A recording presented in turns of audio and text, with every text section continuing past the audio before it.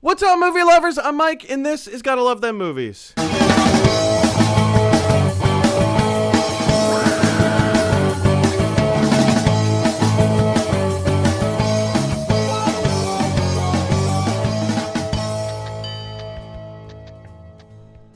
Oh, you guys, welcome back to another edition of Gotta Love Them Movies, your daily dose of movie news. I'm your host, Mr. Mike Brown. I'm here all the time, and today is a glorious day. It's also a weird day in terms of news. There's some weird news things that have dropped, and we'll talk about all that stuff. And to help us talk about all of that stuff is a very good friend of mine. You've seen him, you've known him, he's been on the show before. I hang out with him all the time. Ladies and gentlemen, please put your hands together for a very good friend of mine whom I'm losing. Mr. Andy Danish! Woo, woo, woo, woo, woo! Hey, what's up, guys? Andy, how you doing, man? Good to see you. You too, Mike. You too. It's all if we're doing music references. If you're gonna go with U2, then I'm gonna go with The Cure. Ooh, good choice. Andy, how are you, sir? What's new? What's going on? Lots of stuff, man. Just rocking and rolling with recording since I am a prolific voice actor. I don't use the word prolific often, but I will use it in this instance. That's a nice pat on the back you just gave yourself. No, things are good. Just recording lots of sessions. I'm currently recording episodes of a new show being dubbed into English called Stinky Dog, but it translates from Chiempori, and one of the characters I voice is named Rusty. Okay. And he's basically a detective dog who's the most annoying, stern dog who is a killjoy, and he's a lot of fun. And there's a lot of dog barking in these recording sessions. Ruff, ruff. Exactly. Just like that. Andy, as I told you just before the show started, and, if anybody's watching right now, you would know that my streaming software hates me. Let me just give you a little insight as to what's going on right now. So whenever I have a guest on the show, such as Andy, I have to use Skype to pipe in my my guests. It's the only streaming software that this particular software is, or rather, it's the only program that this streaming software is compatible with. So, whenever I have a guest on the show, sometimes, as is indicated right now, and the Skype window, Andy's window, likes to resize itself. So this is. It's the bane of my existence. Is always what I say. So if you see the screen starting to move around, that's why. I'm just trying to resize things a little bit. Do it all in real time, and these are the joys of doing a live show, you guys. Andy, thanks so much for being here. Let's talk some movies. But before we talk movies, first I have to tell you, jump on over to youtube.com. You're going to see once you get to YouTube, type in Gotta Love Them Movies. When you get there, you'll see a red square, little rectangle that says subscribe in the top right-hand corner. Go ahead and click on that subscribe button. What clicking on that subscribe button does is it helps us to widen our subscriber base. But Mike, we're watching this on YouTube Live. Like, why do we have to go to YouTube? Great question, Logan. As he's literally right there behind me. Great question, Logan. Thanks for asking. Well, here's the thing. When you subscribe to the channel, more videos get watched. And with the more videos that get watched, I get to earn ad revenue, making this show my full-time job. So I very much appreciate your support in that regard. And as always, as soon as we hit 1,000 subscribers, this show will be moving from Facebook to YouTube. So just something to keep on the radar there. All right, guys, now it's time to jump in and take a little bit of movie news. What?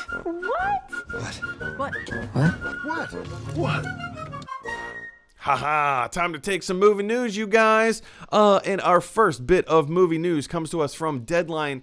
This is a story that I've kind of been wanting to talk about for a few days now. It's not today new, But it was came out about 3 days ago. It was announced about 3 days ago. So I wanted to talk about this on Monday's show, and then news broke about something, and then I wanted to do it on Tuesday, and news broke about something, and then Wednesday, and news broke about something.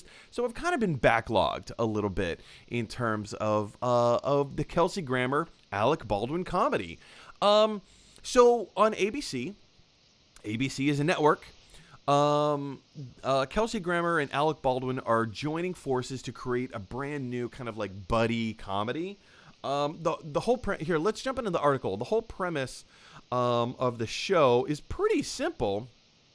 So the show is written by Christopher Lloyd and executive produced by a whole bunch of different people. But the project follows three men. Two of them played by Kelsey Grammer and Alec Baldwin, who were roommates in their 20s until their warring egos drove them apart.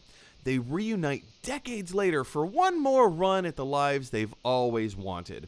So this is the description that we have. We know that there's going to be a total of three roommates in this housing scenario, or maybe for whatever reason they come back together. I think it's curious that in the description they say they reunite decades later for one more run at the lives they've always wanted. The article doesn't explain what that means. What are the lives that they've always wanted? What does that mean? I think this could be a train wreck, or this could be really, really cool. I'm a huge fan of both of these guys. As I've been saying on this show for millennia now, Frasier is my favorite sitcom. It's my favorite television show, period, of all time. Period.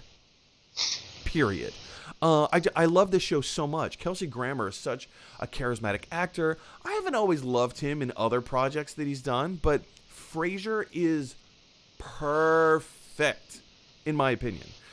Is it a perfect show? No, it's not a perfect show. Of course, there are some things that don't hold up in like today's culture. But they worked with what they had. They worked in the parameters of what was acceptable, what was not. But the comedy itself still holds up. It's still great comedy. And the same thing with Alec Baldwin. Now, one of the things about this particular project, side note, I'm really interested to see who they get as the third roommate. Who's that wild card going to be? Anyway, but we'll address that later. One of the things that's really super interesting to me about this, Kelsey Grammer, I'm not going to get into politics, so don't. I'm going to mention politics, but we're not going to get into politics. Kelsey Grammer is a staunch supporter of the president of the United States, Donald Trump. Alec Baldwin is a staunch advocate against the president of the United States, Donald Trump. I think it's fascinating because it's not crazy to say. I mean, this is kind of an accepted fact at this point. The United States of America is a divided country when it comes to politics. It has become knockdown, drag out over the past few years. And the presidency of Donald Trump has divided many, many people in the United States. And I think it's fascinating that two people on completely opposite sides of the political spectrum, who maybe a year ago or 2 years ago would have been like at war with each other, are coming together to create something and like put their political affiliations aside and come together to create a sitcom like this. I think this is fascinating. Now, we have no details as to what the content of the show is going to be. We have no details as to their characters or their personalities or what it is that they're going to do or their objectives or their viewpoints. But I don't think it's outside of the realm of possibility that they're going to incorporate maybe just a little bit of politics into the show. Maybe not a lot, but a little bit, and have each side fairly represented. I think this is fascinating. And if we're talking about healing the country, I think this is a wonderful, wonderful first step to do that. Andy, you've had kind of overnight to mull this over, to think about this, to think about the ramifications, and see what may become in a show like this. Like, where do you stand? What do you think the show is going to be about? And do you? Because I kind of feel like this might, maybe it's not revolutionary. Maybe that's too high esteemed a title to give a show like this. But in the current political state of the world that we find ourselves, is this a crazy show, or do you think this is so crazy it just might work? Um, I think one of the things that stood out to me about this show is, alongside what you pointed out, that these are two people who are on opposite sides of the political spectrum. Also, the fact that, Alec Baldwin has been playing Donald Trump in spoof on SNL. Also, that Christopher Lloyd is working on the show. Yes, Christopher Lloyd. Well, Like that's a whole other aspect that I totally forgot to mention. Yes. And um, not Christopher Lloyd, Marty, Back to the Future. It's the writer producer Chris Lloyd, not the actor Christopher Lloyd. yeah, not the crazy, zany, Fester Adams. But yeah, his writer-producer aspect of Christopher Lloyd, and he's obviously been produced and written a lot of content on a lot of different projects. Primarily, he produced and created. He co-created Frasier. He produced and Yes, co-created Golden Girls, and he co-produced and created and co-produced. You know what I'm talking about? Modern Family. tax, Modern Family. Yeah, I mean, like, his credentials are extraordinary. he's done so much behind the scenes, and so I'm imagining that there might be that tongue-in-cheek flair that's incorporated into this show as well. So I think if they do touch on the politics, I think it will not be heavy-handed. I think it will be very subtle, the same way they made commentary in Frasier, where it wasn't necessarily about the issues. It was still kind of a tongue-in-cheek comedy, a war of words, subtle banter, slings and arrows types of show. Yeah. So I think that's the direction I'm seeing this show being, a slings and arrow type of show where the two of them just like throw insults back and forth at each other. Very much Which I like think, The Odd Couple. Very, very Odd Couple like. yeah, which I think would be hilarious. I think if we got a little bit of Fraser Crane coming out of Kelsey Grammer, just, and Alec Baldwin likewise throwing these like, backhanded insults and comments at each other, I would be howling. I would be cracking up, especially if the two of them had really, if the chemistry was well reflected on screen. Because, I mean, the chemistry that Kelsey Grammer and David Hyde Pierce had in Frasier was a godsend. The two of them just echoed and mimicked and mirrored each other so well. Like, you believe the two of them were siblings. So I think if Kelsey Grammer and Alec Baldwin, even though they're coming from opposite sides of the spectrum, are able to have that chemistry on screen, I think this show will be a hit. And I think they can have a lot of fun with it. I agree. Like, I think you hit the nail on the head in saying this show could be a hit. I mean, it represents. I mean, look at, and again, we're not going to get into the mire of politics, but if you look at who voted in this last election, the votes were pretty much split down the middle. Favor going to Joe Biden ever so slightly, but the votes were pretty split right down the middle. So if they do incorporate kind of a political aspect to the show, I think I hope, this is my hope, is that by having both Kelsey Grammer on one side and Alec Baldwin on the other, we can have both sides represented equally and fairly, and do it in a tongue-in-cheek way, as as only Christopher Lloyd can put out there. Maybe not only Christopher Lloyd, but he's been doing it for so long. It's a perfect match. I think we need both voices to be equally heard and validated, and I think this is a great step in entertainment to start saying, all right, hey, look, there are so many differences that maybe we weren't aware of in our country, but now we're aware of them. So let's start reaching across the aisle. Let's start working together, and instead of pointing out our differences, what are our similarities? Yeah, I mean that's a great sentiment, and I think even so, that's going to be a hard road to traverse. So I think I mean, obviously having that reflected in our shows and having that reflected in what we watch as well as what we listen to is a good starting point. And I think obviously how it's received will be another issue. Yes. Oh my goodness. So Yes. it depends. It could, be hilarious. It could be great. It could be brilliant. But if it's not received well just because it's not coming out at the right time, it could easily fall flat. It could be a one season wonder that ends up being like a cult classic later on. Well, I guess we'll just have to wait and find out. The big Yeah. question for you guys is what do you think of a Kelsey Grammer Alec Baldwin pairing? Do you think that as I trip over my words, do you think that this is the kind of show that could really work? Do you think that this is the kind of show that could polarize us even more? Or are you looking forward to it? Do you think this is kind of a fun premise? I'm interested to hear what your thoughts are. Jump on down to the comment section below and let me know what those are. All right, guys, let's move on to our next bit of movie news today. Also coming to us from Deadline. I don't know how to intro this. There's a Tetris movie coming.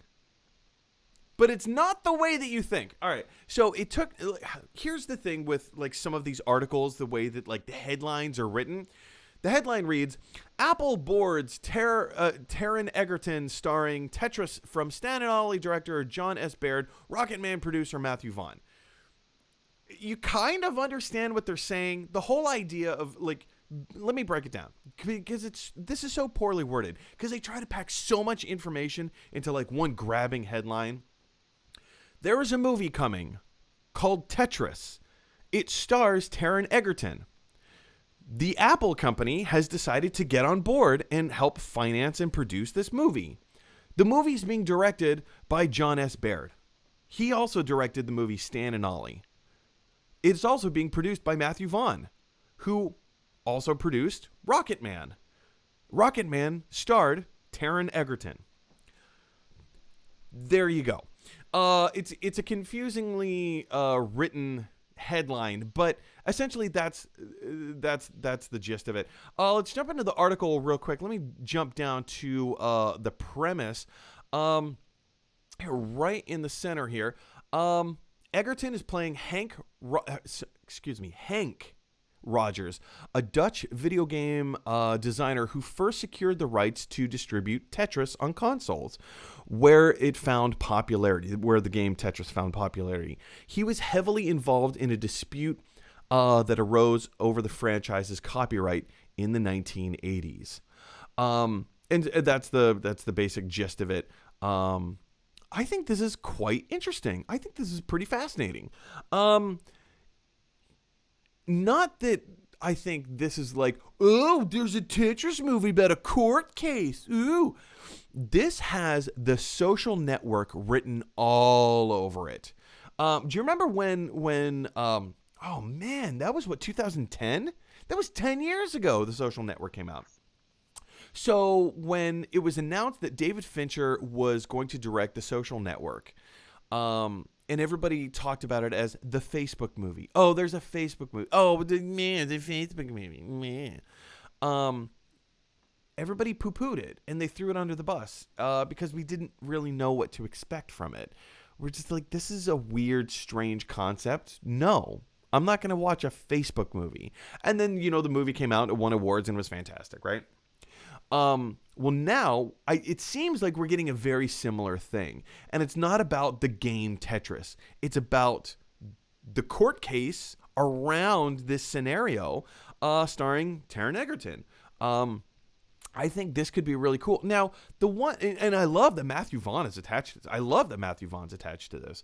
What I don't love is John S. Baird. I'm not opposed to him. I don't think he's a bad director. I enjoyed the movie Stan and Ollie.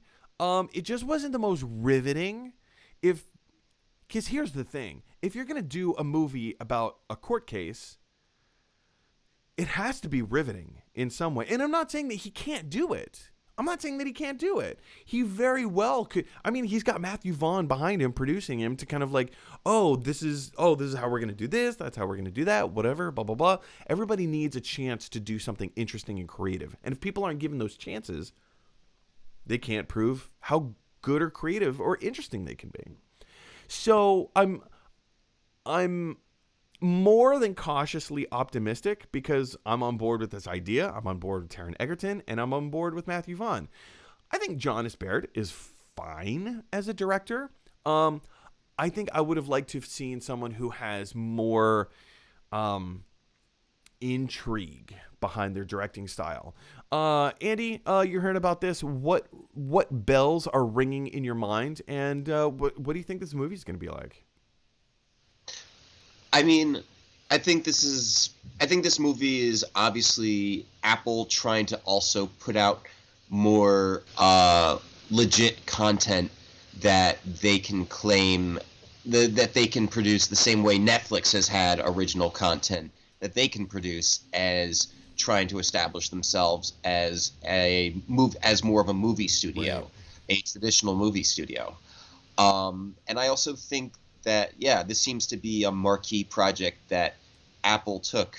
So I think that's why you have such a mix of different people and players involved in this project. Because I think, like, for example, like with Matthew Vaughn, he obviously also was involved with the Kingsman. Yes. He worked on Kingsman as well, which is, and I think because Matthew Vaughn and Egerton seem to follow each other and work together a lot. So it makes sense that Matthew Vaughn would be involved with it, since Taron Egerton expressed such strong interest in it. But I'm curious about Baird, because he's also just he's somebody who doesn't often collaborate with Taron Egerton or Matthew Vaughn. So I would be curious to know about how he got involved in the project. Like, was he somebody who replaced somebody else? Was he one of the original people on board when this was first pitched and greenlit? Or is it one of those things where they maybe he wants to have more of an involvement, or is it just, is this project still like, because it's still in pre-production, right? It's still like being developed. Oh, it's not even in pre-production. It's pre-production. They're still kind of like putting all the pieces together before they begin pre-production. Yeah. Okay. Yeah. So, I mean, I think at this point, it seems like anybody who's on board with this project may have a very loose affiliation. Like, maybe, they expressed an interest, but, there's not necessarily a script that they're basing any type of they're not investing themselves in. There's not additional cast that they're investing themselves in. There's not additional aspects that are really keeping them attached, but they're just like, I like this project. I'd be interested in being part of it, but I think it could be a thing where, like, the director all of a sudden gets switched out, and right. It's like, actually, it's John Carpenter who's going to be directing this. Now, I just looked up John S. Baird's filmography on IMDb. He doesn't have a lot of credits behind him.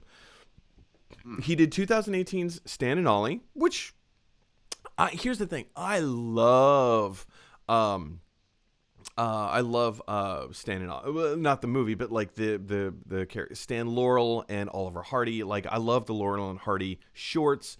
The movies that they've done, that was a huge influence on my comedy growing up. The movie was it was a little biopic-y. It didn't exactly go the direction that I thought it was going to go. It was okay. It was fine.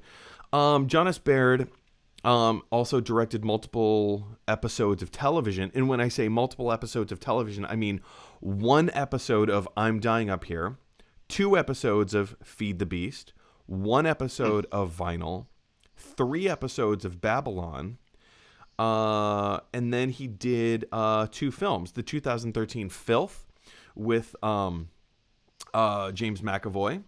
And he did a film in 2008 called Cass that didn't receive favorable reviews on Metacritic. So he's still kind of a new director. He has a few credits underneath him, but he's not the strongest of directors yet. Yeah, I mean, that may change, and that may change with this project. This really, it has the potential to put him on the map as like, oh, like for all we know, this could be a psychological thriller. Who knows? It could be, or it could just kind of be a meh. It could be a Sixth Sense type of movie where it's like, Tetris is not a real game. It's just an illusion. Well, I mean, it could be something like really interesting, or it could just be like, meh, this is just a black and white, plain old story. Here we go. Who knows? Yeah. But the question is for you guys, what do you think of Taron Egerton joining the Tetris movie? I mean, it has no title yet. Maybe it's just being called Tetris, or the Tetris movie. I like to think of it as the Tetris movie. Jump down to the comment section below and let me know your thoughts. All right, guys. Our next bit of movie news is I didn't see this coming, but at the same time, this doesn't surprise me. Singer-songwriter Sia has now directed her first movie, and it's called Music. Surprise, surprise. Starring Kate. I'm looking right at her. Oh man, this is so embarrassing. Kate. Thank you. I was like, Kate Moss. That's not her name. Yes, thank you, Kate Hudson. This actually looks pretty cool. It was just an announcement trailer. Basically, this article says the first teaser. Let's jump into the article real quick and give the synopsis of the film. Kate Hudson, Leslie Odom Jr. Kate Hudson, Leslie Odom Jr., and Maddie Ziegler star in the movie, which follows the newly sober Zoo as she receives news that she is to become the sole guardian of her half sister named Music, a young girl on the autism spectrum. That's the entire synopsis that we have of the movie, and based on the trailer, from what I've seen, and based on the teaser trailer, yeah, that sounds pretty straightforward, pretty black and white. I wasn't sure if Kate Hudson was going to be like this girl's mother or neighbor or whatever, but this article points out it is her half sister, and now being newly sober and whatever. I think this is really interesting. I think this movie is going to bring out some themes that we haven't seen before. Kate Hudson's character looks like a character that we haven't really seen much of. I don't know if she's playing. I don't want to get into the speculation route as to what kind of a character that Kate Hudson is playing, but this looks interesting to me. Andy, did you have a chance to see the trailer, and what'd you think of it? I did not have a chance to see the trailer, unfortunately. Ooh. I'm sorry. I mean, like, what's interesting to me here is that it's only like a 30-second trailer. It's really, really short. But Kate Hudson seems to be playing, I don't know how to put my finger on it. She just seems like a character that I've never seen Kate Hudson play before, It looks like a heartwarming story, and coming from Sia, I can only imagine that this is a very personal story to her. It seems like she probably has a very personal connection in her real life to the story that's being told on screen. And as a directorial debut, I mean, I'm sure she had a lot of help figuring out how to direct and, how to produce a movie and write a movie. But this seems like a really interesting outing for her. Andy, do you have any thoughts as to like what a movie called Music from a music lyricist and music producer herself and creator of music. What do you think like a movie like this could turn out to be? I mean, I will say the synopsis does sound really sweet. It sounds like it's really, really sweet. Like it'd be one of those it'd be a very heartwarming movie. Um, and I think that this is clearly, like you had stated, a passion project. And this was probably something that they had been sitting on or wanting to make specifically for a while, but may not necessarily be like something, oh, this could be a great way to, make a directorial debut or break into movies. But this seems more to be a personal project. Um, and it does look pretty sweet. Like I think that Leslie Odom Jr. being involved, given his background, he clearly believes in the project as well. Yeah, I Um, agree. I think I don't know. We keep kind of circling around this drang, saying that it's probably a passion project. Is this going to be her entry into directing major motion pictures? I mean, maybe, but based on the content, also maybe not. This seems like something that like this is a very specific story that she wants to tell. Of course, I don't know Saya. I've never met her. I've never talked to her. I don't watch interviews with her. Um, I know she keeps her face I covered. know she's Australian. I know she's Australian. That's all I know. Well, I mean, like there's a I do know that there's a good amount of her life that is kept personal. She doesn't Mm. she separates who she is from her art, which is a very interesting thing. So for her to tell a story like this, I think is a huge personal risk. I don't think it's going to be perceived as a huge risk to everybody who watches the film. I think people are very much going to enjoy the movie, and it looks sweet. It looks fun. It looks lighthearted. Lighthearted, a bit. I mean, like with heart in it. Not a lighthearted romantic comedy. Right? Be Yeah. like, oh, what are these get up to now? Yuck, yuck, yuck. Yeah, no. I think this movie looks really interesting. Have you guys had a chance to see the trailer for Music? What did you think of it? What are your thoughts? Where do you think that this movie is gonna go? And do you think that this film could be a springboard for Sai's career? Jump on down to the comment section below and let me know those thoughts. All right, guys, we have two more bits of movie news to cover before we take your live comments. Yeah, I'm not gonna intro this. It's just gonna be, it is what it is. Um, IGN is now reporting that Mads Mikkelsen is denying the rumors or the claims that he is replacing Johnny Depp in the Fantastic Beasts 3 movie and also the Fantastic Beasts franchise. Here's what IGN has to say about it. So, IGN spoke to actor Mads Mikkelsen on Monday to promote their exclusive Chaos Walking trailer debut. Mads Mikkelsen, of course, is in the film Chaos Walking with Tom Holland and Daisy Ridley. During the interview, they asked Mads Mikkelsen about his involvement in Fantastic 3. Jumping on down here, this is what Mads Mikkelsen had to say. He said, "Oh, that's just a rumor. That is on the rumor basis as we speak," Mikkelsen told IGN over the phone. "So I know as much as you do from the newspapers. So I'm waiting for that phone call."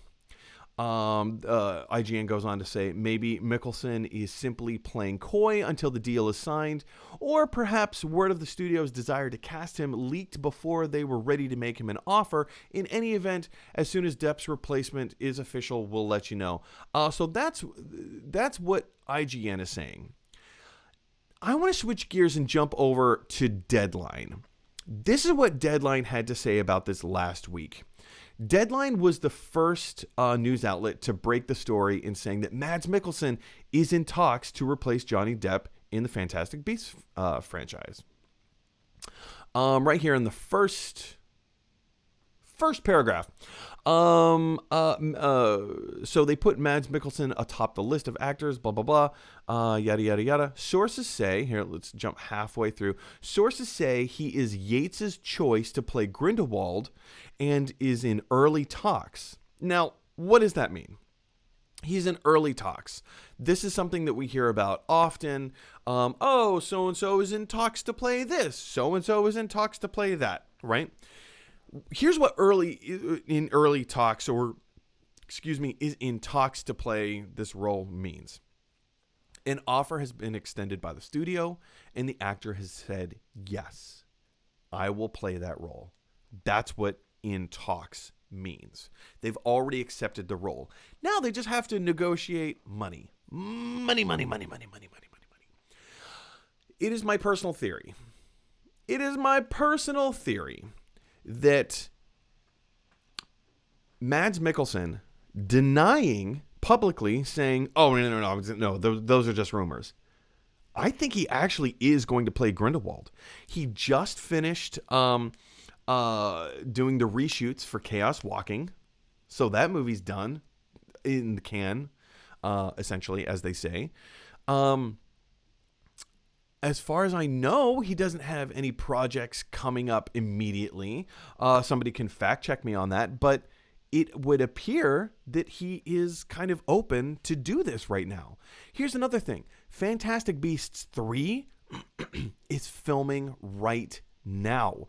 Johnny Depp, at the time that he was let go from the film, he's already filmed a scene or two, at least one scene. He's already started filming. So now they have to refilm that scene, whatever that scene is, right? So it's not outside of the realm of impossibility to say that Mads Mikkelsen is just playing coy, that he is trying to, squelch some of these rumors, because there is still the possibility that they don't work out a deal. They need to work out a deal quick because they're already filming Fantastic Beasts 3. So in the event that they don't work out a deal with Mads Mikkelsen, which I believe is happening, I believe he's accepted the role. So if they don't strike a deal quick, this could also be Mads Mikkelsen's way of just saying, "Oh, no, I'm not in the movie." And then when the first trailer comes out, or even maybe when the when the movie itself comes out, they may actually kind of use that as like surprise, ta-da, and pull a Benedict Cumberbatch on us from Star Trek II Into Darkness. They may try to do something like that, but yeah, I don't know. Andy, what are your thoughts here? Do you think that Mads Mikkelsen is going to be in Fantastic Beasts 3? Or do you think that he's... do you think that he's playing coy? Or do you think he's actually genuinely not going to do it? Where do you stand? I think there's definitely lots of validity to what you're saying, to him playing coy, just because, history has definitely shown other actors in this scenario doing this exact move. And I also see how production could try to work him into film scenes that they've already filmed, similar to how in Fantastic Beasts 1, Colin Farrell's character was transitioned into Johnny Depp, into Grindelwald, through in one of those final scenes. And so I think it's very possible that they could write a scene that involves Johnny Depp's character Grindelwald shape-shifting from Johnny Depp into Mads Mikkelsen. Ooh, that's an interesting theory. Some of what he's trying to use what they've already filmed. They could rewrite the script. They could say, there was some magical spell. What if there was some sort of magical cloak that forced him to have to present himself as Johnny Depp, looking like Johnny Depp, but then his real form turned out to be Mads Mikkelsen. That would be interesting. That would be interesting. And then they could also say not only Mads Mikkelsen, but it's Mad Mickelson's with big horns or something. You know, so that way they here's another possibility that we haven't considered yet. It's possible that this Mads Mikkelsen thing really is genuinely not true. I mean, here's the thing. When Deadline broke the news, Deadline is not some Joe's gas station garage movie news outlet. Like, they are a legitimate news trade. Like, they're very well respected. And when they break news, 99% of the time, it's accurate. Like, when they report something, chances are very, extremely likely that it's true. Is it possible that they got it wrong? Yeah, of course. Of course it's possible that they got it wrong. It doesn't sound like they got it wrong, though. But let's go on the assumption that, maybe they did. Maybe they got a little ahead of themselves. I mean, because the Johnny Depp situation is so fresh in the news right now. It's possible that they got it wrong. But here's another possibility if they did get it wrong. What if, kind of going along with your theory here, what if they bring back Colin Farrell? That's an interesting thought. I think that's definitely something that could be written in. I do think that they do have to be careful with how much rewriting they have to do. Of course. Yeah. So I think there's only so much they can do before saying, you know what, you got us. We're just recasting. You just have to use, you have to use your imagination. You have to, with suspense and disbelief. Well, this happens all the time. Like, I understand that Dumbledore was a very different situation, but, they recast Dumbledore and they never addressed it. It was just, hey, it is what it is. Moving on,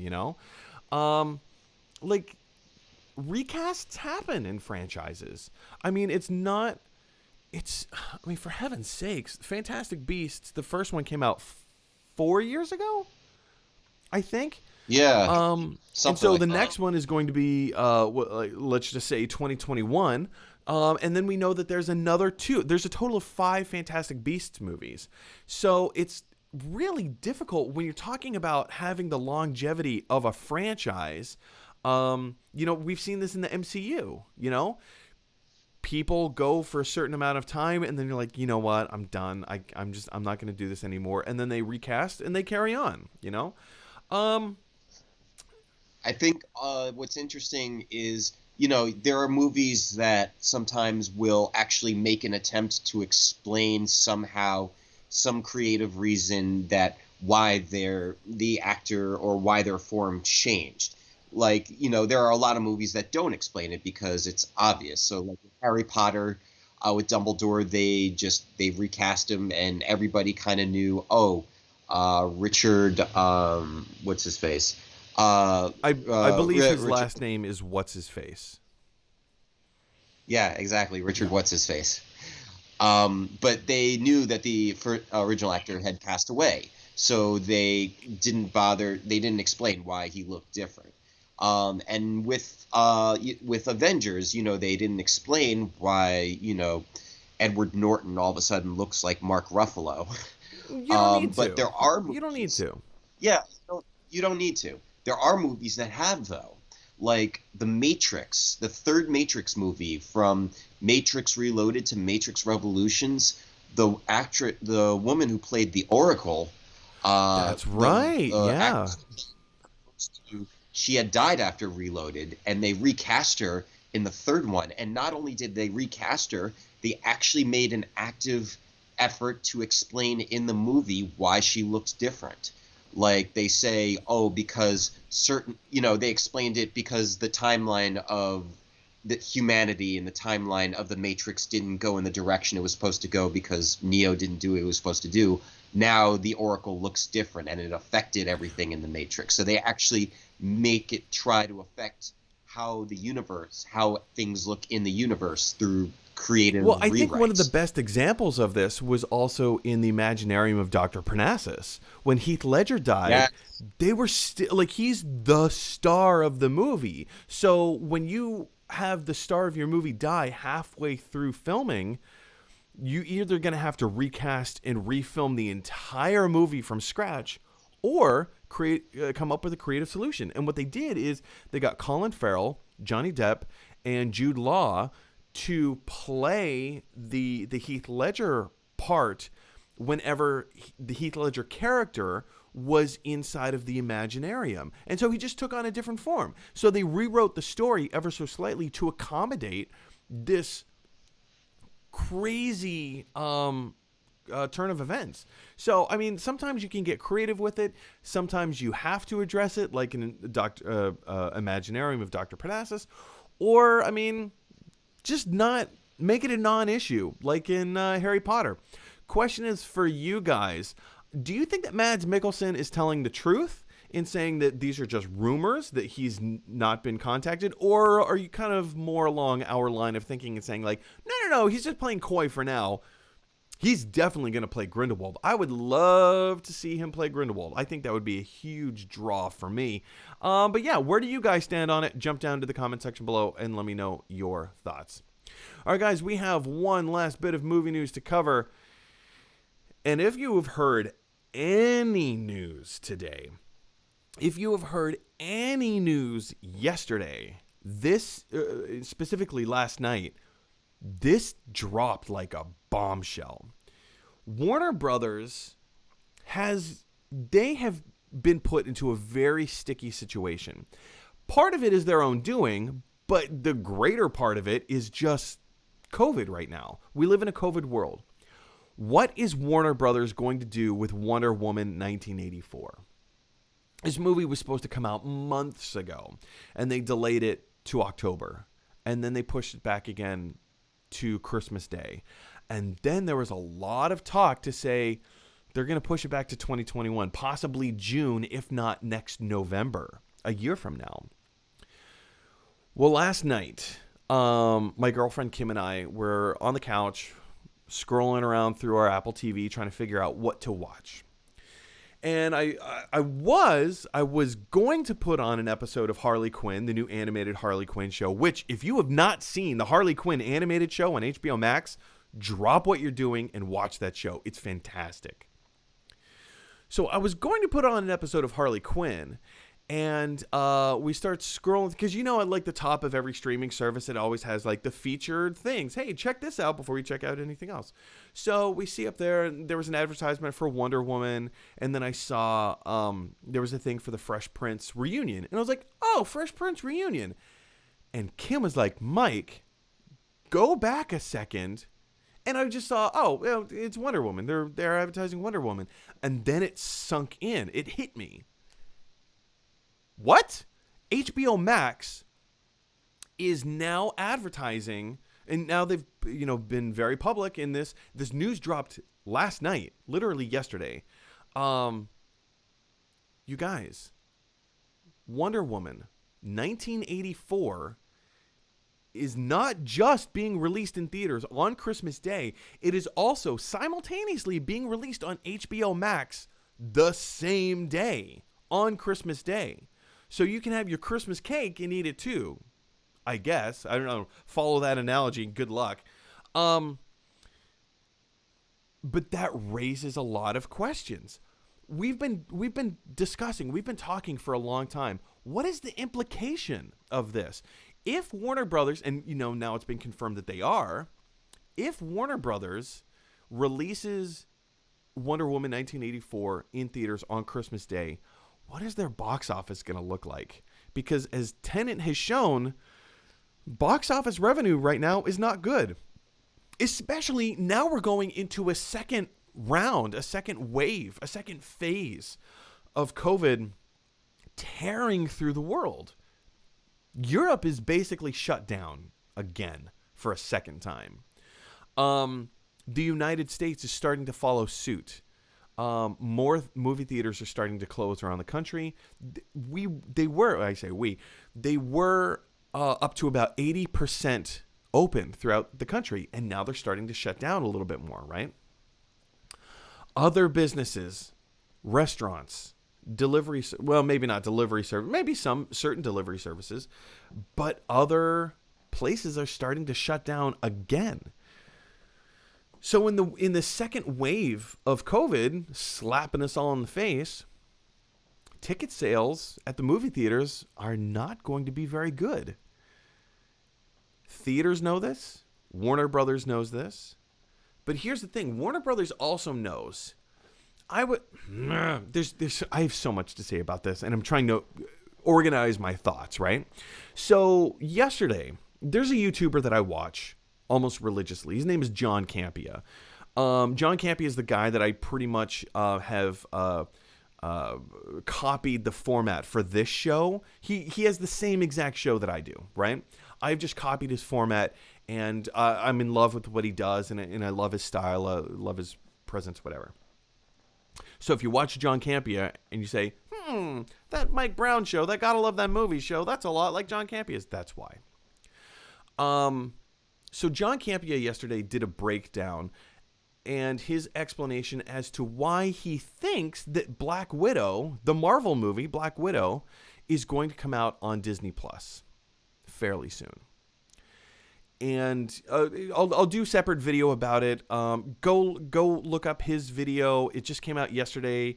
It's on John Campea. He breaks down the math as to why he believes Black Widow is going to come out on Disney Plus, and it makes perfect sense, and I am inclined to agree with him. The whole basis of his argument is that the Disney Corporation has been very public and very vocal in saying that their new direction that they're going in is streaming. They want to put Disney Plus at the forefront of what it is that Disney does. Yes, they're still going to come out with theatrical releases. Yes, they're still going to make big budget movies to release in movie theaters. But Disney Plus is going to be their primary focus for revenue, for being the face of their company. Yes, they also have the Disney parks, but the Disney parks took a $9 billion hit this year because of COVID.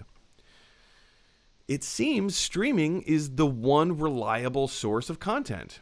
So why are we talking about Disney Plus and Black Widow? It would appear that HBO Max, HBO and, the Warner Brothers the Warner Corporation, whatever it's called, Warner Entertainment, they are in similar thought process here. They're in the similar, camp of, we need to make HBO Max our premier service. If coronavirus is going to stick around for a few more years, let's hope not. Let's hope that this vaccine actually does some good in the world and we can get back to some regularity of normality. But it still doesn't change the fact that the world has changed now. We're different. The way we operate, the way that we do things is different now. It just is. Some things will revert back. In fact, I think a lot of things will revert back. But coronavirus has held a mirror up to a lot of how we operate and how we do things, and it's changed us fundamentally. So I believe that HBO Max is going to be of the utmost importance to the Warner Entertainment Company. And by them releasing Wonder Woman on HBO Max on Christmas Day, that is the nail in the coffin. That is proof. That is actual evidence that our world is changing. Here's why this is so huge. This is why the news is so big about Wonder Woman coming out on HBO Max right now. This isn't just, hey, it's a comic book movie. Hey, this is going to be a really fun time at the movies. But now you can watch it at home on HBO Max for a small subscription. Wonder Woman is a tentpole film. This is huge. This is huge. Wonder Woman 1984 is a potential billion-dollar movie. Will it hit, if it, in a non-COVID world, would it have hit $1 billion? Maybe not. But there's a good chance that it would. Same thing with Black Widow. Same thing with Tenet. So, by the Warner Company making the decision to release this on HBO Max is mammoth. Mammoth. From Wonder Woman coming out on HBO Max, there is that much greater of a chance, not just chance, probability, that Black Widow is going to be released on Disney Plus instead of coming out in theaters. We might get Black Widow as early as January, maybe February. Who knows? I'm speculating. I have no evidence of this. But Wonder Woman being released on HBO Max on Christmas Day also raises other questions. Hang on a second. What about the exhibition theaters? What about AMC theaters? What about Cineworld? What about Cinemark? What about Landmark? What about Alamo Drafthouse? What about any other Carmike theaters? What about any other smaller theater chain? A mom and pop theater chain? What about drive-in movie theaters? What's going to happen to them? Not many people are going to go see it in theaters because they can get it at home. This is a crazy, crazy situation, especially when you take into account and consideration that movie theaters have an agreement with the studios. You put your movie in our movie theater for a certain period of time, and after a 3-month window, then you can do whatever you want with your movie. You can release it on VOD. You can release it on Blu-ray. You can do whatever you want with it. You can put it on your own streaming service. Do whatever you want. But we need a 3-month gap, a 3-month window to show your movie in our theater, because that's where you are going to get the most bang out of your buck, and we're going to get more concession sales from it. So AMC, this is where this particular article, this is the angle of this article as opposed to a lot of the articles written last night.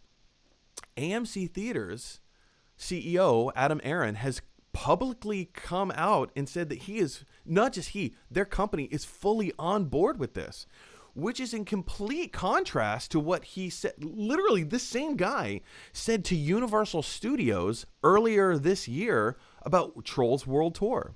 Do you remember that whole debacle when Trolls World Tour said, "Hey, you know what? We're gonna put Trolls World Tour out on VOD the same day it comes out in movie theaters," and AMC CEO Adam Aron said, "We will not forget this," in kind of an intimidating, menacing way, right? And then AMC and Universal went on to create an unprecedented deal to say, you know what, we're going to shorten that theatrical window. We don't need the 3 months anymore. How about 17 days? That's what they came up with, 17 days. Which everybody was like, this is crazy. This is the end of the movie-going experience as we know it. It's the beginning of the end. And then we started thinking, okay, well, it doesn't mean that much, because in order for this deal to have any traction, Universal would also have to get another theater chain to sign on with it. Well, guess what? A few days ago, Cinemark Theaters signed up for the same deal that AMC did. And now Regal, who's owned by, Cineworld in Europe, they're the only major chain that hasn't signed up for the same deal. And so it's a possibility that Regal is going to get bullied into the same deal. Who knows? This is fundamentally mammoth. Wonder Woman being released in theaters on the same day that it's being released on streaming has never been done before.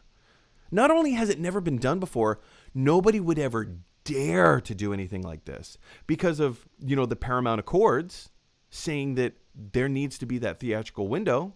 You're breaking an agreement. And two, this is in no way good for the theaters. But now AMC is saying, you know what? We live in an unprecedented time. Nobody knows what the future is going to hold.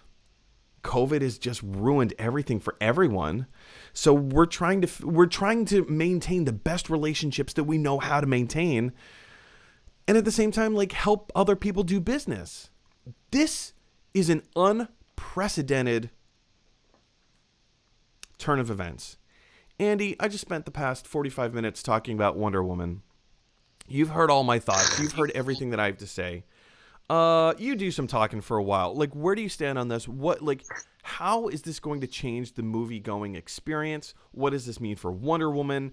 Is Warner Brothers going to make any close what am I trying to say? The type of money. I know they're not going to make $1 billion off of people signing up for HBO Max, but how is this going to help, and how is this going to change the industry?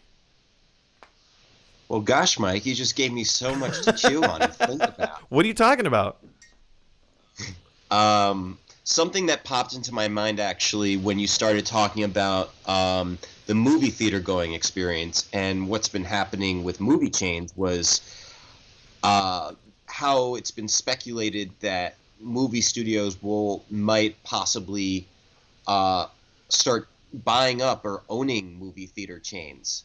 There was an article in Medium a while ago that was giving a theory about how movie theaters would die and then come back by being owned by studios like Warner Brothers or Disney, where they would buy up the real estate and the theaters to own to showcase their tentpoles, essentially. And then I think what Warner Brothers might be doing with this move is maybe leaning towards having a scenario where they not only own a movie theater chain, but also streaming their content simultaneously. So that way it's not split as it is right now. Essentially, it would be, they would start treating movie theaters as just another venue, as another option for how to absorb their content all under their own umbrella, though. So it would, I think what's interesting, it's, this is happening around the same time that HBO Max announced that they're going to show the Snyder Cut or have the Snyder Cut as a miniseries on HBO Max next year. And it seems like HBO Max is wanting to dive in to whatever territory or whatever content they could get their hands on, whatever properties that have buzz or draw to get their hands on right now. So I think obviously Wonder Woman 1984 was one of those properties. Just the Snyder Cut was one of those properties. And I think that HBO Max is making a play to try to take on whatever content they can right now to have for themselves that no other platforms aren't making a move for. So I think that's smart on HBO's part because, content is king right now. But I do think that obviously Warner Brothers letting Wonder Woman 1984 be released simultaneously both streaming and in theaters might speak to a future where Warner Brothers owns a chain of movie theaters instead of AMC, instead of having their movies shown at AMC theaters, where they relegate it as to being similar to a theme park experience where they showcase their tentpoles. They relegate it for their big budget projects.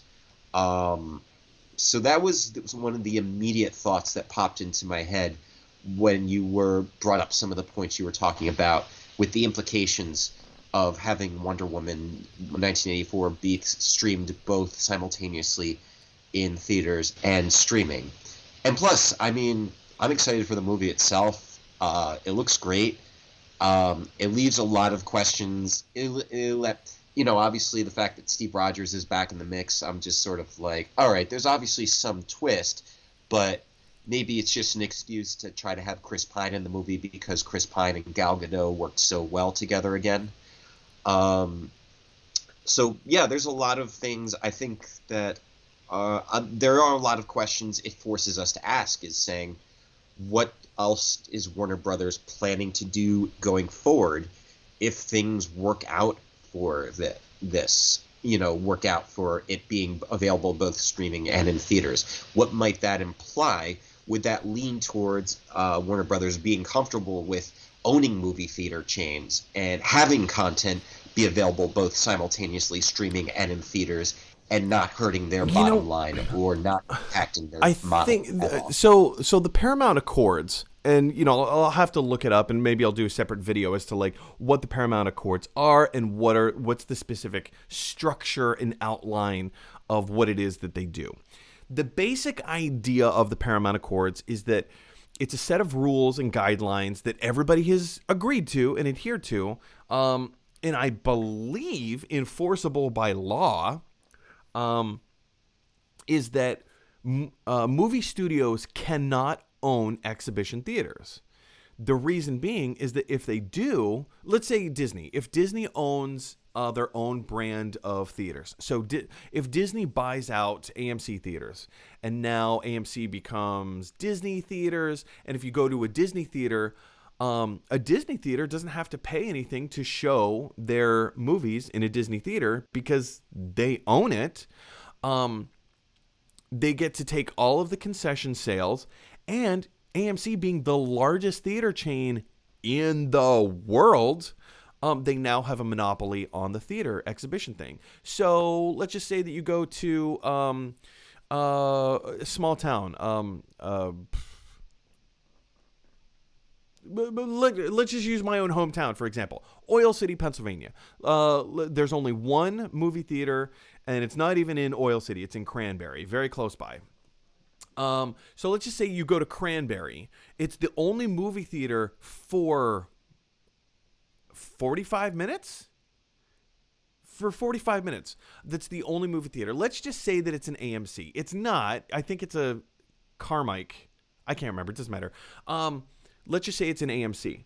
So now, in Venango County, Cranberry, Pennsylvania, where this movie theater is, they own a monopoly on the movie industry in that region. So if Universal wants to show a movie in their theater, now they have to pay an extreme premium to show their movie in a Disney theater. Same thing with Warner Brothers. Same thing with Blumhouse. They have to pay an extreme premium. So now Disney's making money off of their own movies for not having to pay to do exhibition. But now they're also taking in money from other studios that want to show movies in their theater. So that was the primary reason for the Accords, and also the theatrical window kind of played into that whole thing, whatever. But that was the primary reason that the Accords were created. Now, granted, this was in like the 1930s, 1940s, like somewhere through there. I believe it was the 30s. So that one movie studio could not have a monopoly on the movie industry. But now, as streaming has shown us, the Accords kind of don't matter anymore because Disney Plus has their own streaming service. The Accords don't apply to streaming services. HBO Max, Apple TV Plus, CBS All Access, or I think they're changing it to Paramount Plus. So maybe it's time to just do away. But then again, like smaller theaters like Blumhouse, A21, they're not going to be able to afford their own movie theater chain. And are they going to have to pay a premium? Are they going to have to start their own streaming service? This is where this whole thing just gets ridiculously complicated. I mean, we'll figure it out as we move forward. As Jonathan Pitts was on the show a couple of weeks ago, I asked him about this. Jonathan Pitts is he's the creator and co-producer of the Chicago Improv Festival in Chicago for like 20 some years, right? He was on the show a few weeks ago, and he was saying that we are a social bunch. The movie theater going experience is not going to go away. It's not going to look like it is now. There's a very good chance that AMC Theaters is going to permanently shut down, but someone inevitably will come along and fit the bill. Maybe Apple. It's very possible that Apple, because they could buy Disney over like 5 times over, something like that. They have that much cash on hand. Or Amazon. I mean, these are massive, massive companies that could come in and take over a theater chain. Maybe they'll have to stop. I mean, and here's the thing, because Apple and Amazon, they don't usually put their movies into theaters anyway. I mean, some, but they usually don't. Apple sure doesn't. So if they were to go ahead and buy a studio, they don't need to release their theater, their movie in a theater, in an Apple theater. They could just release it on Apple TV Plus. So this whole situation is just so bizarre, so wonky, so crazy. Who knows where it's going to go? But you guys, big the biggest news, the biggest takeaway is that we get Wonder Woman on Christmas Day, and you don't have to leave your house to see it. I mean, I probably will, because I love the theater going experience, and it just means so much to me. And I feel like I can be safe doing it. Since, I'm a Jew, and obviously Jews need something to do on Christmas. And since we can't go to Chinese restaurants this year, they've all been shut down, so we can't, or at least we have to find a way to eat it outdoors. And I don't know, I can't imagine eating my Chinese food outdoors in 30. Well, actually, I won't be here. So I'll be in warmer weather. So maybe I will. Maybe I'll go eat outdoor Chinese food this year. Maybe. Question is for you guys. Are you looking forward to Wonder Woman? Where are you going to watch Wonder Woman? How are you going to see Wonder Woman? Thoughts and theories? Like I said, there's so much to unpack here. There is this implies so many different things, and it's so complicated. It's a complicated situation. But what do you think about it? Do you think this is a good move? Do you think this is a bad move? Change is scary, but ultimately, do you think that this will be for everyone's benefit of the company? Is it going to benefit the companies more than it benefits us? Who knows? Jump down to the comment section below and let me know your thoughts. All right, guys, we have reached that part of the show where we take your live comments. And let's go ahead and jump right in to your live comments and questions. Alive! It's alive! It's alive!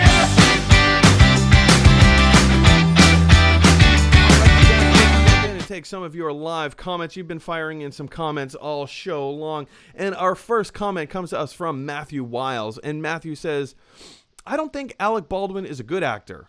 There. I said it. I'm glad that's off my chest. Kelsey Grammer is great, though. I will disagree with you. In fact, I will disagree with you so much as to say, hold on, let me bring this up 1 second. Matthew, this is where I disagree with you. In this article from Deadline, they list off Baldwin. Hold on, let me highlight this real quick. Baldwin, who portrays Donald Trump on Saturday Night Live and is one of the show's most popular and frequent hosts, won 2 Emmys, 3 Golden Globes, and 7 consecutive SAG Awards as Best Actor in a Comedy Series for his role on NBC's 30 Rock. He received an Oscar nomination for The Cooler and a Tony nomination for A Streetcar Named Desire.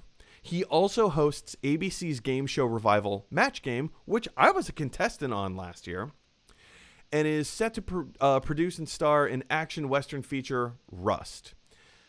So, here's the thing. All film is subjective. It doesn't matter. Do you think he's a good actor? Do you think he's a bad actor? It doesn't matter. I think he's a fine actor. I don't love him, but I really, really like him. And we got to work together. I mean, I was a contestant on Match Game, but we still got to work together. We still both got paid for doing the job, right? Andy, do you have any opinions on this? Would you like to weigh in on Alec Baldwin being a good actor or not so great actor? I will say that as far as the awards listing, Emmy awards are given away like candy. They're, everybody gets trophy awards. You get one, and you get an Emmy. They really, really are. And there's so many regional chapters of Emmy Awards, and there's so many different categories. So it's one thing where it's like everybody gets nominated for one, everybody gets one. Correct me if I'm wrong, but you've actually won an Emmy, haven't you? I have not, but I have been an Emmy Award judge. Got it. For the Mid-Atlantic chapter. I one day hope I will win one, but I will say that I at least got to judge this year, and that was a fun experience because I got to see so much content that was being put out, that was being pumped out passionately and was touching on what was going around, and people were putting out stuff that was good and quality, as well as stuff that was not so good in light of everything that's going on. So it's nice. Really cool. It was cool to see. That's really cool. How busy and productive people were being in light of everything. Cool. But yes, and as far as going back to Alec Baldwin, I think, he's done a lot of great work. I think there's stuff that he's obviously not been so great in. And I think that, people are really associating him with being Trump nowadays more than anything Right. else. It has outshined the rest of his career. So I think that's something he needs to back away He's from, and had obviously he will. chapters throughout his life. Like, I know Hunt for Red October was huge for his career. He was like the actor, he was like Mr. Serious actor after Hunt for Red October. And then, 30 Rock, he kind of had that whole persona, and that carried him through quite a long time. And now he has the Donald Trump persona. And so I just think it'll be a matter of time before he kind of becomes known for something new, something different. So, Totally. I mean, And he's good at rolling with the punches. He's one of those people who's shameless. He'll, go with wherever his career takes him. Yeah. He's not a prestige actor, or not anymore at least. He used to be one of those actors who it was like, oh, prestige, feature film, like A-lister, only worked on like, major motion pictures, like would only work on like, Martin Scorsese pictures, or movies with other major directors. But then he gravitated towards TV, and he gravitated towards he seems to stuff have that was loosened up outside a lot. Yeah. Yeah. Especially hosting game shows, and especially being on SNL as often as he was. I mean, heck, you almost started to think he was a cast member on SNL. It's true. And I mean, kind of was. Well, I think for a while now, he had the record for most episodes of SNL as the host. He and Steve Martin were tied. I think it was Steve Martin, and Tom Hanks were all kind of tied at one point. Yes. Interesting. They even had a sketch that touched on that, too. They had sort of like a 5-time host sketch, I think, way back when, where I think, what is it? Is it Tom Hanks or Steve Martin walks into the room? Or is it Alec Baldwin that walks into the room wearing a jacket and like Alec it was like Baldwin one of those smoking jacket kind of like exclusive, not a gentleman's club, but like an upscale, like, oh, exclusive, smoking my cigar in this soft leather chair kind of thing. Let's move on. Matthew Wiles goes on to say, I don't think the show will be political. I mean, it may not. We just don't know enough about it. I personally would like to see it be maybe a little political. I don't want it to be all politics. I think that would be overkill. But knowing Christopher Lloyd, I don't think if it has a political slant to it, I don't think it's going to beat you over the head with it. Andy, what do you think? I agree. I always think, and I think as stated earlier, it's going to be very tongue-in-cheek. I think it'll be subtle. It won't be obvious. They'll make it more, it'll portrayed more in the characters that appear on the show, the same way Frasier had whatever issues or whatever subjects they touched on portrayed by whatever with characters care were and dignity to the subject matter. Matthew Wiles says, Wonder Woman 1984 release is a huge change for cinema. I'm so bummed that it's HBO Max.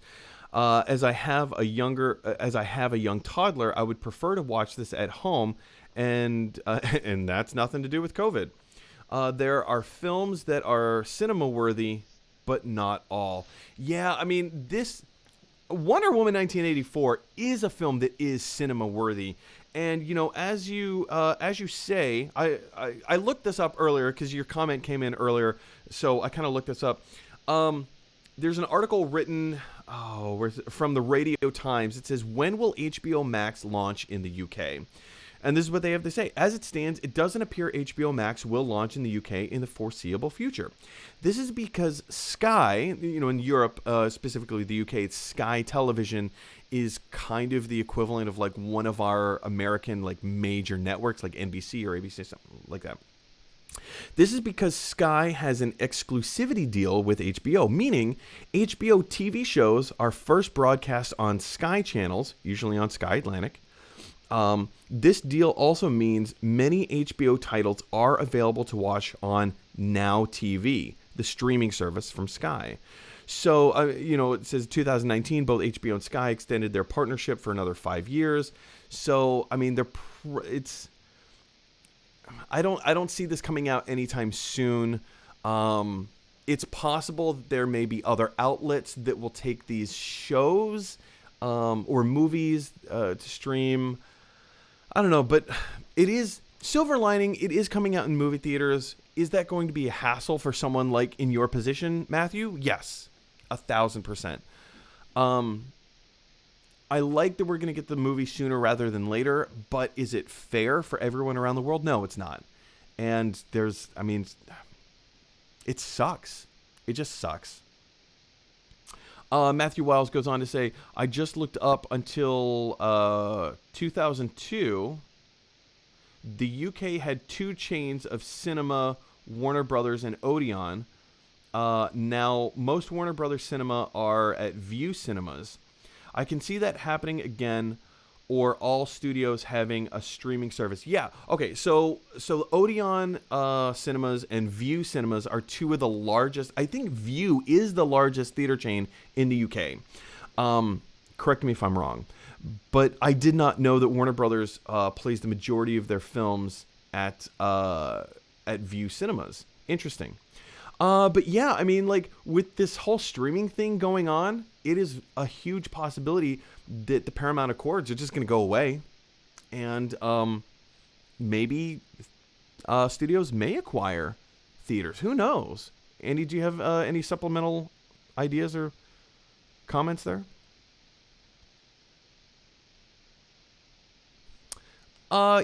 Something's wrong with your audio. Can you still hear me?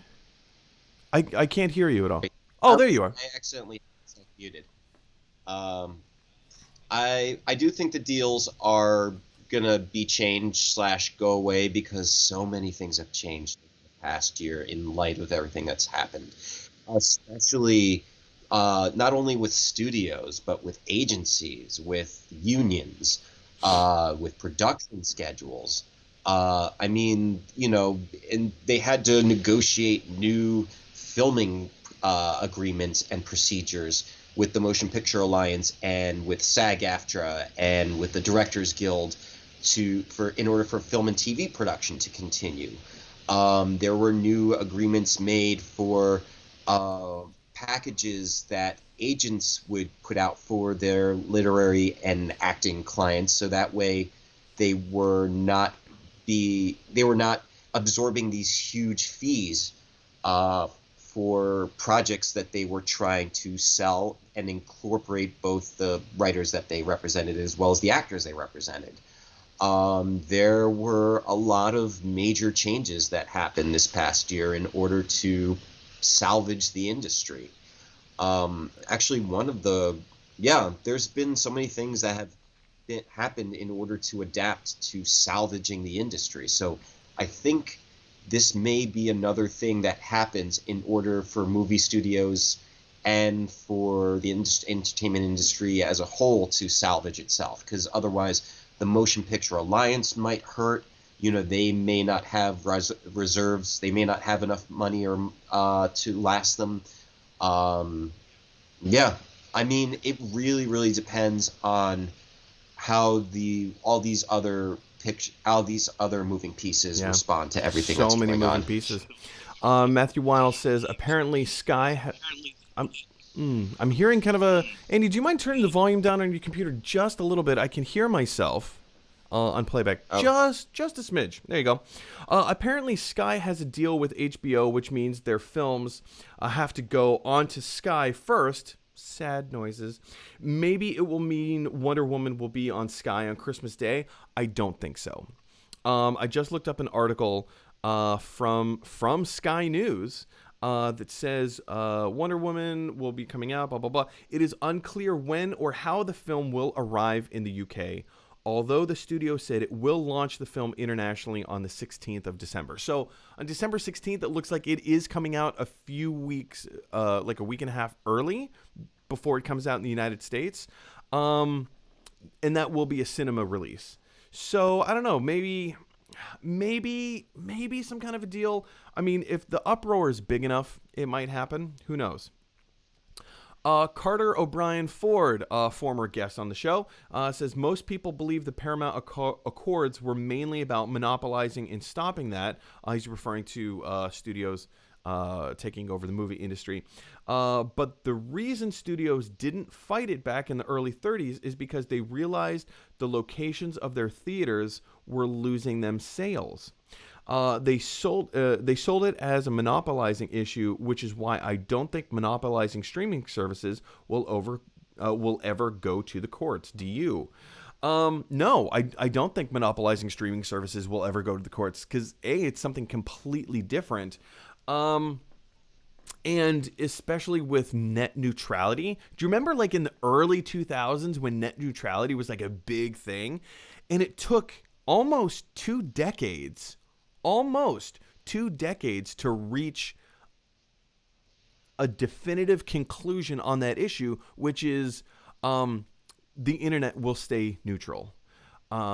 There's not going to be governmental mandates as to how the internet will operate, which is great because we kind of get to do whatever we want, right? It also means that, corporations like Disney and HBO, Warner Brothers and Apple and Amazon, they will also have their own monopolies in their own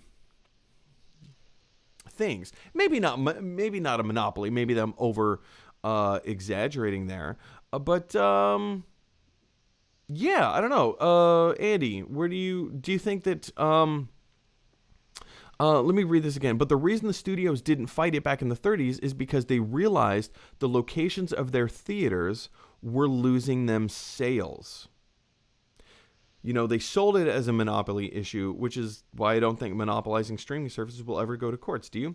Yeah, I don't know. Do you think that we live in a day and age where we could do that now? I wouldn't put it past anybody to do anything nowadays. Yeah, everything's changed. I do think that, the context of the times do dictate, do say a lot. I think that obviously movie studios had a very different structure and format and way they made movies back in the 30s. So that obviously impacted how they wanted to distribute their movies. Yeah. I think that, how the movies were produced back then were different, how they advertised and marketed them to the movie-going public. So that's another major factor, because the way they marketed and advertised movies wasn't as widespread as it is now, where there's so many different trailers, there's pre-rolls, there's mini teasers, there's teasers for teasers. Those 3-second teasers for a teaser I understand why they exist, because like typically average length for someone to watch a video, you click on a video, you watch 3 seconds, and in those 3 seconds you decide, do I want to keep watching or no? And so they've created that 3-second teaser of a teaser, which it just annoys me that this is where we are in society, that we need a 3-second teaser for a teaser. It makes sense. It makes perfect sense. But I'm just like, ugh, come on. I was really annoyed about they were doing that with the next Halloween movie, Halloween Kills, because it was originally supposed to come out this year, and then things got pushed back. But instead of actually like releasing more footage or a trailer, they did like, small footages of the previous Halloween movie, and then like 2 or 5 seconds of the 5 seconds of one of the scenes in the movie of the next movie, and it doesn't say anything about the movie, or maybe just like a clip of the movie. Yeah.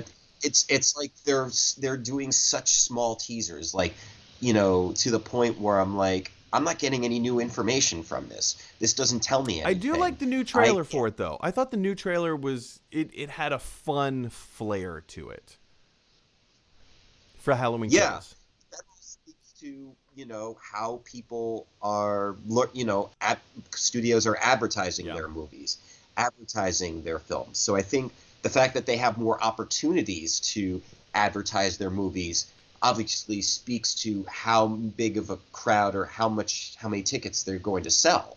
So I think that the fact that they created all these trailers, all this pre-roll, and all these posters, and they're throwing movie trailers in your face, obviously makes it inevitable that people are going to be persuaded to come into the movie theater, even if it's more of an inconvenience, just because it's hyped up so much. Yeah. And, with streaming content, the biggest issue it faces is it doesn't have the same hype effect. There's no mechanics that, launches the same amount of hype that it would for actual going to a movie theater itself. So because of the convenience, they don't need to hype it up. It's right there. But it doesn't mean they're necessarily getting people excited to watch something on a streaming platform. They don't do it the same way they do with movie theaters. So I think that's probably going to... So that plays a major factor in Carter O'Brien goes on to say, this goes back to your Emmy point that you made, Andy. I have a New York Emmy for Best Educational TV Show on Broadcast and Interactive Streaming. So, whatever. Yeah. Exactly. He continues to say, Baldwin's got like 6 kids under 12. He needs the money. You're not wrong. Did you see the roast of Alec Baldwin, and one of his daughters came out and just ripped him a new one? That was glorious. Oh, that was glorious. Plus, that was so long ago too. That was 2 years ago, I think. Oh, maybe I'm thinking of somebody else. That was the most recent. I may be mistaken, but I believe that was the most recent of the celebrity roasts. And our last comment of the day, again, comes from Carter O'Brien Ford. And he says, I did an essay on net neutrality when it comes to streaming services in college. I got a B. Well, here's what that says to me, Carter. You know what you're talking about. Because if I had to do an essay on net neutrality, probably a D is where I would grade my own paper. So net neutrality is just, it's one of those things that like it's important. I feel that it's important. Everybody has a different view on it, and I get that. But I think for the majority of us, I think we would agree that it is important to keep net neutrality, so that we can produce the content that we want to produce. Just because you don't like somebody else's content doesn't mean that you have to watch it. I keep going back to Ricky Gervais. I quote him in this way all the time. Ricky Gervais said a few years ago, and I'm paraphrasing here, but he was saying, if you are offended by something, that's fine. You're allowed to be offended. Go ahead and be offended. Offend away. But being offended by something doesn't mean that you're right. It doesn't mean that you're right. I mean, maybe you are, but 9 times out of 10, being offended means that is an opinion. That is your opinion on something. That's your reaction of someone else having an opinion that's different from yours. You are now offended by that thing. And that's fine. That's completely valid. And I'm not trying to downplay and say, no, you're allowed to be offended. It's not me giving you permission to be offended by a thing. It's just saying, like, it's fine. You're okay. Like, it's okay to be offended. We all get offended by stuff. But just because something upsets you doesn't mean that you're right in that opinion. It just means it's an opinion. There's no right and wrong when it comes to opinions. There's right and wrong when it comes to facts. But facts aren't opinions. And a lot of times we like to think that that opinions are facts. I don't know. Let's keep this thing neutral. Let's produce the content that we want to produce. And speaking of producing content, Andy, you are a huge producer of content. You lend your voice. Sorry, this is my segue to say this is the end of the show. We've reached the end of the show. Andy, thank you so much for being on the show. Thank you for lending your voice, Andy's voice, to the show, and for giving your insights and opinions and facts and thoughts about this, that, and the other. I love having you. You've got some big, exciting news. I don't want to talk about it. I will let you talk about it. But, Andy, what projects do you have coming up, and where can people find you online? Um, I mean, my project slash career slash daily routine is a mixed bag usually because I'm usually narrating different types of series. So not only dubbing animated characters, but also doing show narration for like I'm narrating a series for Porsche's 911 magazine where they just talk about the history of different cars and the racing history. So I recently narrated an episode which talked about the 911 Targa, or the history of a car that was sponsored by Toblerone. And you could see more about me on my website, which is www.andydanish.com. What else? I also do a lot of not fun, not sexy stuff. I'm the IVR voice of MoneyGram. You know, if you call up MoneyGram and you hear some guy, politely and in a friendly way telling you how you could send your money, that's me. Are we allowed to talk about those boxes behind you? What do those boxes mean? Oh yeah, so very soon, in a couple of weeks, I will be moving out to the West Coast. I will be moving out to good old California. We are moving to North Hollywood, and I'm excited to be out there because it's something I always had intended on doing, but the current climate kind of just facilitated the decision. Yeah. And there are some fun, great things happening in LA right now, like always. But Netflix has a new animation campus actually coming to LA. They leased property in Burbank. They sure do. And they're going to have own animation studio set up there next to Universal and Disney and That's all of awesome. that.